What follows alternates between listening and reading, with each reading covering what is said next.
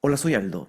Todos hemos escuchado de las formas apocalípticas en que podríamos desaparecer o al menos quedar en casi nada. Calentamiento global, guerra nuclear, la rebelión de las máquinas, Galactus. Pero ¿qué dirías si te digo que hay otras posibles formas de las que casi nadie habla? En un video anterior hablamos de las moléculas espejo y de la simbiosis fatal. Les dije que si me daban muchos likes íbamos a hacer la segunda parte, así que esta es la segunda parte. ¿Han escuchado acerca de la inversión fotosintética? ¿No saben qué rayos es eso? No, sí o no. Pues yo tampoco sabía. Ahora ya sé. ¿Qué tal qué es una nube molecular densa? Tampoco. ¿Qué tal esta pregunta? ¿Puede el oxígeno volver a la Tierra inflamable?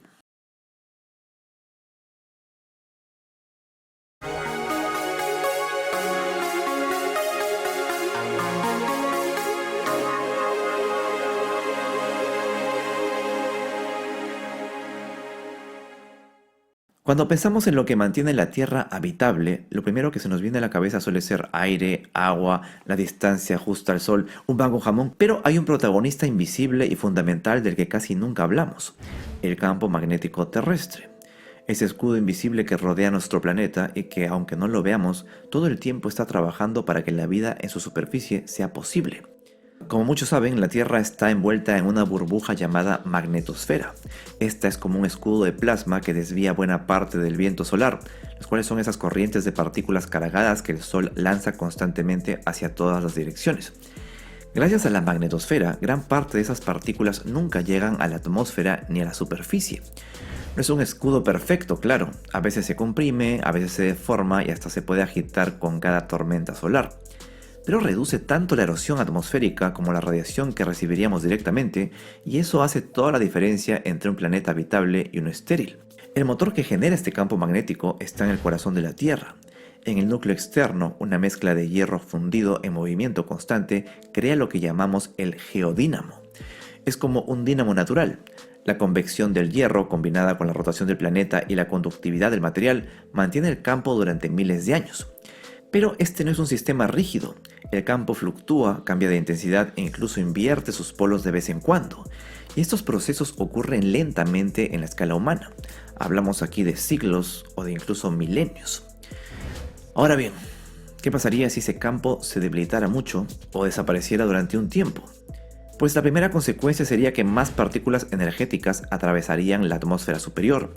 Allí provocarían reacciones químicas que pueden dañar la capa de ozono, abriendo la puerta a más radiación ultravioleta en la superficie. Simulaciones muestran que tras una tormenta solar extrema, un campo magnético débil amplifica los efectos. Más ozono es destruido, más radiación hay en la superficie. No estamos hablando de una extinción instantánea, claro, sino de una crisis climática y de salud pública. Otra consecuencia es la fuga atmosférica. En un campo fuerte, las partículas del viento solar arrancan iones de la atmósfera poco a poco. Marte es un ejemplo claro. Gracias a la misión MAVEN de la NASA, sabemos que cuando perdió su dínamo global, el viento solar erosionó gran parte de su atmósfera. Como ya se imaginarán, hace miles de millones de años existía un Sol más joven y mucho más activo que el actual, y esa pérdida fue suficiente para transformar un Marte con agua líquida en su superficie en el desierto frío que vemos hoy. Y la lección aquí es clara. Sin un campo magnético, una atmósfera puede irse desgranando lentamente a lo largo de millones de años. Pero ojo, no todo es tan simple. Venus no tiene un campo magnético global y aún así conserva una atmósfera extremadamente densa. ¿Cómo puede ser?, te preguntarás. ¿Por qué no le pasa nada? ¿Su papá trabaja en el gobierno? No, la diferencia está en su composición. Es una atmósfera de CO2, es muy distinta a la nuestra y lo que ha perdido principalmente es agua. El hidrógeno y el oxígeno escapan mucho más fácilmente y eso explica en parte por qué Venus carece de océanos. Entonces, no tener campo magnético no significa que la atmósfera se evapore en poco tiempo, pero sí cambia su química y acelera ciertas pérdidas críticas. Y en la Tierra hay otra cosa, sabemos que el campo magnético se invierte cada cierto tiempo. Durante una inversión, pues la intensidad baja y todo se vuelve caótico. Aún así, el registro fósil no muestra correlaciones claras con extinciones masivas durante esos episodios. La vida en la Tierra ha atravesado muchas de estas inversiones sin mayores problemas. Lo que sí cambiaría a escala humana es la exposición a la radiación y el impacto en nuestras infraestructuras, claro. Satélites, aviones, redes eléctricas, ustedes nómbrenlo. Un debilitamiento del campo se traduce en más riesgos de apagones, en fallos de comunicación y en una mayor dosis de radiación en rutas polares. ¿Pero puede apagarse por completo ese dínamo?, te preguntarás. ¿Sí o no? En teoría, si el núcleo externo dejara de moverse, el campo colapsaría, pero tranquilos que los modelos no muestran que vaya a pasar algo así pronto. Pero si estás viendo esto en el siglo 30 millones, tal vez. Sí, a medida que la Tierra se enfría lentamente, el núcleo externo líquido irá solidificándose desde el centro hacia afuera. El día en que se solidifique por completo, ya no habrá movimiento fluido suficiente para alimentar el dínamo y el campo magnético colapsará.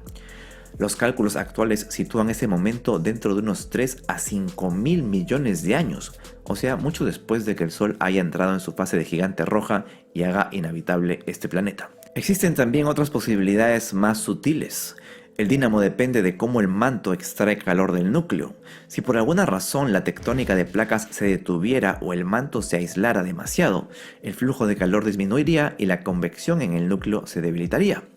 Eso podría provocar una desaparición del campo magnético antes de tiempo, aunque los modelos geofísicos actuales no muestran indicios de que vaya a ocurrir pronto, como digo. También podemos imaginar un evento catastrófico como un impacto planetario del tamaño del que formó la Luna, lo cual alteraría radicalmente la dinámica del núcleo y apagaría temporalmente el dínamo. Sin embargo, este tipo de colisiones son prácticamente imposibles en la etapa actual del sistema solar. Prácticamente imposibles no es imposible, por si acaso. Igual, ya saben, se agachan y se hacen bolita y con eso solucionado todo. Lo que sí ocurre más a corto plazo son las inversiones magnéticas. Cada varios cientos de miles de años el campo se debilita, se reorganiza y cambia de polaridad.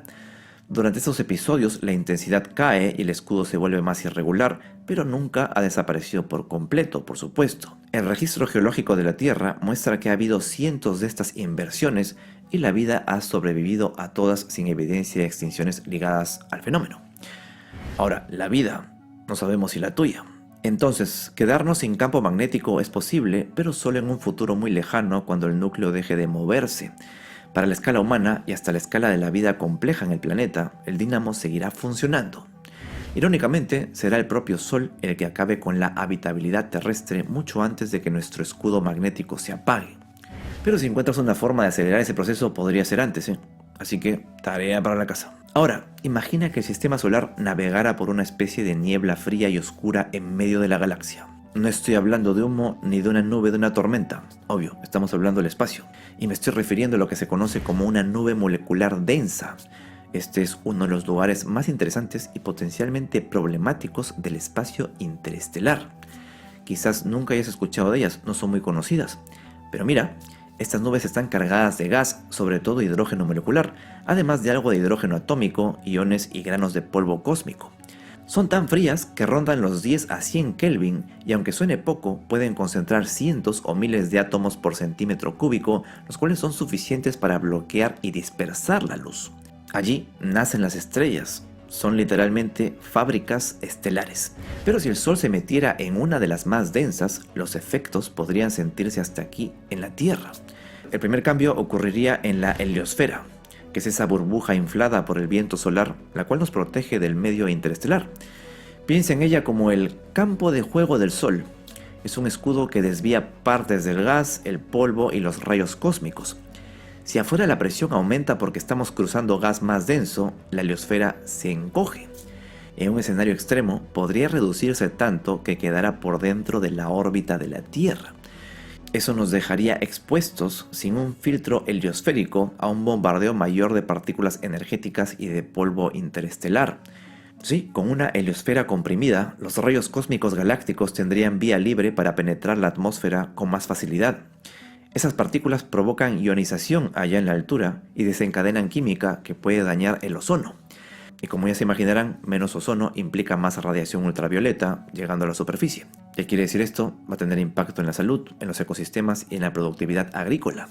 Además, esa ionización extra puede alterar cómo se forman las nubes y los aerosoles, afectando también el clima de maneras que todavía estamos afinando en modelos. Y luego está el polvo. Sin el escudo heliosférico funcionando a pleno, más partículas finas interestelares podrían entrar en el sistema solar y en la propia atmósfera terrestre. Y es un problema porque ese polvo actúa como núcleos de condensación, puede modificar la reflectividad del planeta y puede oscurecer ligeramente la luz solar. Si la carga es alta y sostenida, estaríamos hablando de un enfriamiento global gradual. Sería como poner un filtro frente al Sol que no podríamos quitar en décadas o en siglos. Parte de la radiación ultravioleta clave para ciertos ciclos químicos también se vería amortiguada. No sería un apagón instantáneo, pero sí un empuje frío constante al sistema climático.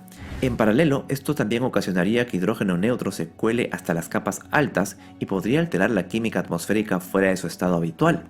Los subproductos de la ionización podrían degradar el ozono. ¿Y cuál sería el resultado?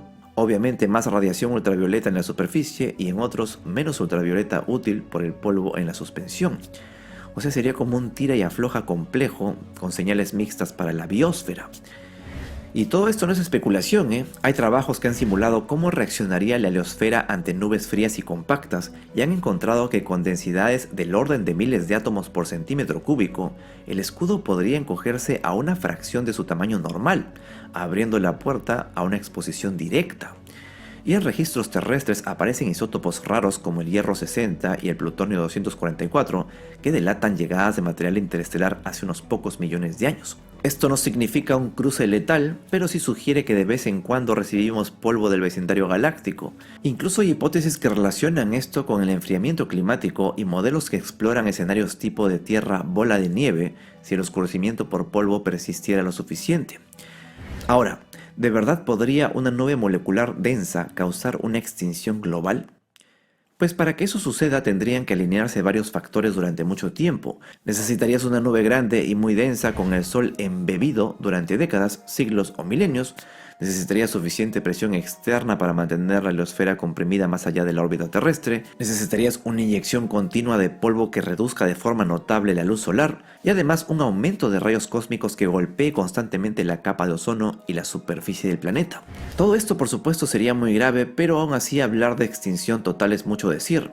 La tecnología humana puede amortiguar parte del daño con protección radiológica, con redes eléctricas robustas, con agricultura bajo techo e iluminación artificial y en cambios logísticos a gran escala. Tampoco ayuda que estos encuentros extremos no sean frecuentes. En nuestro barrio galáctico, las nubes más densas son relativamente raras y con geometrías complicadas. Además, la Tierra tiene muchas cosas a su favor. Tiene océanos profundos, tiene una atmósfera gruesa y el efecto invernadero natural que evitan que el termostato se desplome de golpe. Salvo que haya una inmersión larga y muy intensa en esta nube, lo más probable tras salir de la nube sería una recuperación gradual. La heliosfera se expandería, el polvo se asentaría y el clima se recalibraría. Entonces, sin duda alguna, atravesar una nube molecular densa es un riesgo astrofísico real, pero digamos que es de larga respiración. ¿Extinguirnos a nosotros? Sí, pero solo si el evento es extremo y prolongado y nos pilla sin capacidad de adaptación. Pasemos ahora a ver la inversión fotosintética. Esta no es la bolsa de valores de las plantas, por si acaso. No. Eso se refiere al hipotético escenario en que un día la maquinaria biológica que mantiene respirable la atmósfera decidiera trabajar al revés. O sea, un momento en que las plantas, las algas y las cianobacterias dejen de liberar oxígeno al hacer fotosíntesis y en su lugar lo consumieran o lo produjeran compuestos tóxicos. Parece película de terror, pero sirve para preguntarnos hasta qué punto el equilibrio de la biosfera es frágil y cuánto dependemos de él. Quizás no lo sepan, pero la fotosíntesis oxigénica es, sin exagerar, el proceso que cambió la historia de la Tierra. Este proceso usa la energía del Sol para transformar agua y CO2 en azúcares, liberando oxígeno como subproducto. Sin ese flujo constante de oxígeno, nuestra atmósfera no tendría el 21% del porcentaje que hace posible la vida aeróbica. Ese 21% de oxígeno, por si acaso. Pero si este proceso se invirtiera, el planeta respirable que conocemos se convertiría poco a poco en un mundo hostil. La propia historia de la Tierra muestra lo drástico que puede ser un cambio metabólico global. Los científicos piensan que hace unos 2.400 millones de años ocurrió la gran oxidación. En aquel entonces las cianobacterias comenzaron a liberar oxígeno en masa y eso fue letal para la mayoría de los organismos de entonces, que eran anaerobios. Fue literalmente una extinción causada por un metabolismo. Eso no es todo. En episodios de anoxia oceánica más recientes, los mares se llenaron de bacterias que no producen oxígeno, sino azufre y otros compuestos, reorganizando ecosistemas completos. En ese sentido, una inversión fotosintética sería el espejo opuesto. En lugar de enriquecer de oxígeno, la biosfera lo drenaría. Pero ¿cómo podría ocurrir algo así?, te preguntarás. Hay tres caminos imaginados. Uno es el genético. Si un gen clave de los fotosistemas que parten del agua mutara, los organismos fotosintéticos podrían perder la capacidad de liberar oxígeno y pasar a usar compuestos alternativos como el sulfuro de hidrógeno. Otro camino serían presiones ambientales extremas como un calentamiento o una acidificación tan intensos que las rutas fotosintéticas anóxicas se volvieran más competitivas, desplazando a las oxigénicas. Por si acaso, la anoxia es la falta total de oxígeno en un lugar donde normalmente debería haberlo. Por si lo acaban de escuchar hace un rato y dijeron, ¡ah! El tercer escenario es aún más inquietante, que mutaciones favorecieran cepas capaces de producir toxinas en lugar de oxígeno, algo no tan descabellado considerando que varias cianobacterias actuales ya generan venenos potentes como microcistinas o saxitocinas. Las consecuencias atmosféricas de este escenario serían enormes. El oxígeno atmosférico empezaría a descender poco a poco porque seguiría siendo consumido por la respiración, la combustión y las reacciones químicas, pero ya no habría reposición biológica. Los modelos indican que sin una fotosíntesis oxigénica, el oxígeno podría desaparecer en unos pocos millones de años. Mientras tanto, el CO2, que hoy es absorbido masivamente por plantas y algas, se acumularía aún más rápido, potenciando el efecto invernadero. A la larga, la atmósfera se volvería reductora y estaría dominada por gases volcánicos como el metano, el hidrógeno y el sulfuro de hidrógeno, y sería muy parecida a la Tierra primitiva. Y mucho antes de que el oxígeno bajara a niveles asfixiantes, la desaparición del ozono estratosférico dejaría pasar una radiación ultravioleta fatal. Ecológicamente sería un colapso gradual, pero inevitable. Los animales, hongos y bacterias aeróbicas perderían su fuente de oxígeno, los océanos se volverían hipóxicos y luego anóxicos, proliferarían bacterias sulfurosas y con ellas los gases tóxicos como el H2S. Si la inversión incluyera además la producción de toxinas, los ecosistemas marinos y las cadenas alimentarias quedarían envenenados a gran escala. La biosfera pasaría de un planeta verde y oxigenado a un mundo dominado por microbios anóxicos y tóxicos. ¿Podría pasar de verdad? La respuesta corta es que es improbable, pero no imposible. La fotosíntesis oxigénica está repartida en millones de especies, desde las algas marinas hasta los árboles, pasando por infinidad de cianobacterias. Esa diversidad hace imposible que una sola mutación global lo cambie todo. Para que esto ocurriera, haría falta una transferencia genética masiva o unas condiciones ambientales tan extremas que favorecieran en todo el planeta a cepas anóxicas sobre las oxigénicas. Y eso nunca se ha observado. En escalas humanas de siglos o incluso de milenios, podemos descartarlo por completo. Ahora, a medio plazo geológico, digamos millones de años, lo que sí sabemos es que la fotosíntesis oxigénica tiene un límite. Cuando el Sol se caliente lo suficiente, dentro de unos 1000 millones de años, el CO2 en la atmósfera caerá a niveles tan bajos que las plantas y algas no podrán hacer fotosíntesis oxigénica. En ese momento, la biosfera aeróbica colapsará y el planeta volverá a ser microbiano. Pero comparado con riesgos reales como el cambio climático, el vulcanismo masivo o los impactos de asteroides, la inversión fotosintética no figura en la lista seria de amenazas. Es una hipótesis que sirve más como un ejercicio mental que como pronóstico, y nos recuerda que lo que damos por sentado, o sea, un aire rico en oxígeno y un escudo de ozono, existe solamente porque millones de organismos fotosintéticos trabajan gratis todo el tiempo. Y que en última instancia la atmósfera no es un regalo estable, sino un equilibrio biológico que depende de la vida misma. Así que aprovecha el aire mientras puedas. Y si eres inmortal, no creo que te guste estar vivo cuando llegue ese momento. Pero ¿qué más te queda si eres inmortal? Ahora, imagina por un momento que el oxígeno de la atmósfera empezara a subir por encima del 21% que respiramos hoy. La pregunta es inevitable. ¿Podría la Tierra volverse tan inflamable que una chispa bastara para prenderlo todo? Esto ya suena a ciencia ficción, pero en realidad es una historia que la geología nos ha contado desde hace millones de años. La atmósfera no siempre estuvo como ahora. Durante casi la mitad de la historia del planeta apenas había oxígeno libre. Todo cambió hace aproximadamente unos 2400 millones de años con la llamada Gran Oxidación. El oxígeno empezó a acumularse primero en los océanos y después en el aire. Eso transformó los suelos, cambió la química global y acabó con la mayoría de los organismos que no toleraban este nuevo gas. Fue un antes y un después en la habitabilidad del planeta. Pero lo más interesante llegó mucho después, cuando ya existían bosques y ecosistemas terrestres. Se sabe que durante el Paleozoico, especialmente en el Carbonífero y el Pérmico, el oxígeno llegó a niveles mucho más altos que hoy, 25, 30 o incluso 35%. ¿Cómo lo sabemos, dirás? Pues porque encontramos carbón vegetal fosilizado en rocas de esa época. Y el carbón vegetal no aparece por arte de magia, es el resultado directo de incendios. O sea, había tanto oxígeno que los rayos encendían bosques con relativa facilidad y esos incendios dejaban un registro que ahora podemos leer. Y la conclusión parece clara. Más oxígeno significa más fuego. Pero ojo, más fuego no quiere decir que el planeta entero se convirtiera en una bola de llamas. El fuego es un proceso natural en la Tierra desde que existen plantas terrestres.